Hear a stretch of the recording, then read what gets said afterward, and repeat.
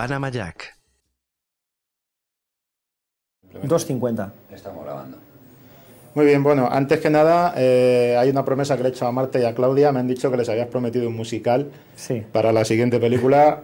No sé si tenéis algo pensado ya o bueno. Estamos eso fue una promesa que estaba ahí en el aire, ¿no? Yo creo que estaba borracho, pero bueno, sé que tengo que hacer un musical, sí. Y seguramente Marta y Claudia serían fantásticas intérpretes porque ambas bailan muy bien y Claudia canta increíble. Y además tú con los géneros, con esta película, hay varias cosas. Lo primero, me ha gustado mucho ese principio tan potente, visualmente hablando, con esos planos sobre las montañas, con los bosques y la naturaleza y demás.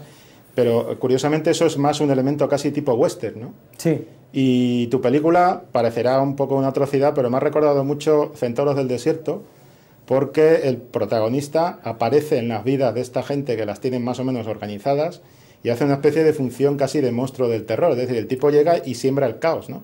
O sea, de alguna manera, ¿tú crees que ese juego con los géneros permite, yo creo que sí, y creo que esta película lo demuestra, permite ser autor?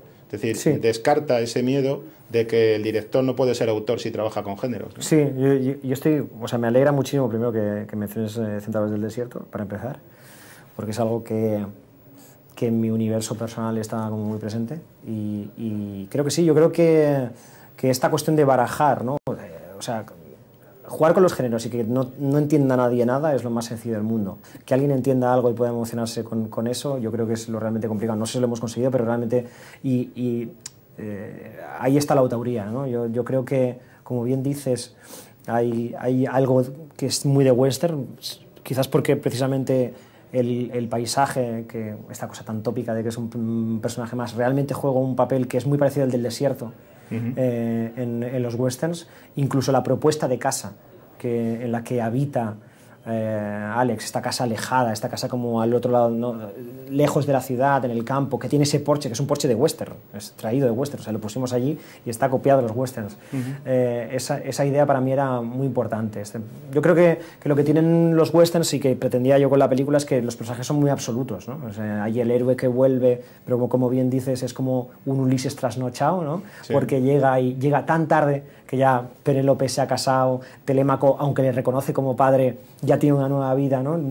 Hay algo ahí muy absoluto y muy homérico que es algo de los que los westerns ha habido siempre, ¿no? Esta cosa como que el mito universal es más fácil en un western porque es como un espacio de abstracción absoluta donde los personajes son una pieza, ¿no? Y yo intentaba hacer algo así.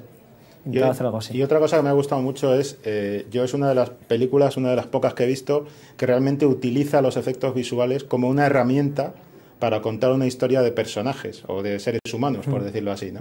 Y es cierto que están ahí, que están muy bien hechos, que te meten totalmente en la historia, pero son como una especie de plano al fondo, ¿no? Lo que destaca son los personajes. Tú te habías planteado, lógicamente, ese equilibrio, ¿no? Claro, y es lo más difícil de encontrar. Uno acaba 2000 efectos o rueda en la nieve a menos 20 grados bajo cero, pero lo más difícil de hacer una película así es buscar ese punto de equilibrio.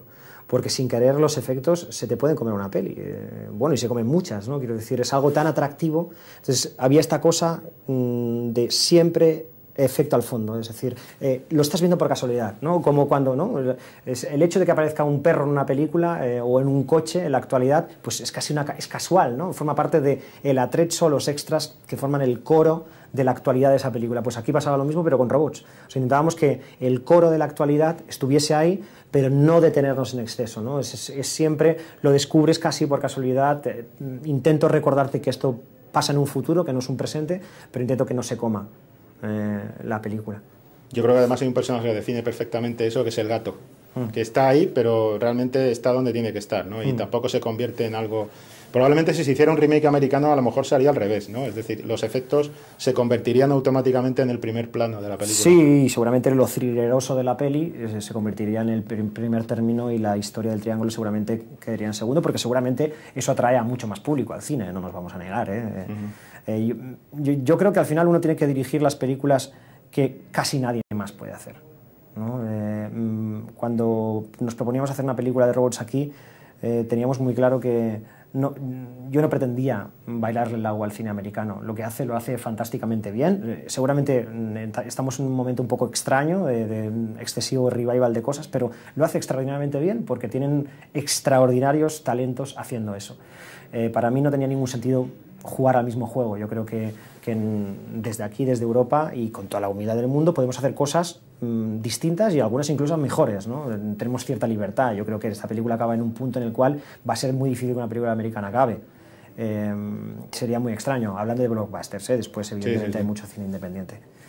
Así que por ese lado, sí, contento por haber hecho algo extraño aquí y que creo que es extraño también allí, ¿no? Sí, porque lo curioso es que esto podría ser calificado como una película de autor, pero es cierto que tiene unas claves comerciales muy concretas por ese trabajo con géneros que hemos dicho antes, ¿no? O sea, que tampoco es este tipo de películas que estamos viendo de ciencia ficción, tipo, pues no sé, tipo Melancolía de Lars von Trier o Otra Tierra, que se ha estrenado recientemente, ¿no? Que esas sí son independientes. Bueno, tenemos que ir terminando. Tranquilo, tranquilo. Hay un tema en la película y es, yo quería preguntarte un poco cómo se articula lo que has sacado de la película, porque es evidente que en la película había más tema, yo no sé, probablemente estaba también en guión y ha habido fragmentos que habéis eliminado para... Está todo el pasado de los personajes. ¿Y esa decisión? Esa decisión, nosotros, bueno, es mi primera peli, intentas que haya el máximo de salto con red, ¿no? Intentábamos que hubiera cierta explicación del pasado. Cuando empiezas a montar la película y empiezas a montar el pasado, uno se da cuenta que quizás es más interesante lo que uno puede imaginar sobre el pasado de estos personajes y su vida en común que lo que realmente está. No porque lo que está no sea interesante, sino porque realmente el hecho de que tú como espectador estés activo en todo ese comienzo, andes un poco perdido, andes intentando cubrir los huecos que la película te da, creo que te hace implicarte más en la historia. Y finalmente, al final esta película acaba con un clímax que es un asunto entre una niña y un adulto, y esa niña no estaba en el pasado, con lo cual es como estar contando, desarrollando o dimensionando personajes que al final en la peli no están, al final de la película no están. Bueno, ya última pregunta, simplemente muy corta. Influencia, yo creo que hay más influencia de la ciencia ficción literaria en la película que de la cinematográfica. ¿Estás de acuerdo con eso? Es así, Asimov está mucho más presente que seguramente Blade Runner, aunque Blade Runner sea como canónica en este sentido, o inteligencia artificial, que sea como el final de los finales, ¿no? Ya explicamos cómo sentirán los robots, ¿no? Me interesaba mucho este punto asimovista en el cual sí, los robots tienen cierta independencia, pero son máquinas. Es decir, realmente se sofisticarán y llegarán a otro punto, pero son máquinas. Lo importante es cómo es esa relación de los humanos con el espejo, los humanos con la máquina, ¿no? Para mí era muy interesante. Yo creo que seguramente Beautiful Girls es una película cinematográficamente mucho más representante de lo que es nuestra película que no otra película de ciencia ficción, otro título de ciencia ficción. Estupendo. Pues, oye, mucha suerte, muchas gracias y mucha suerte con la película. Ojalá, y que vosotros lo veáis. Bueno, no te he preguntado por proyectos, pero... Bueno.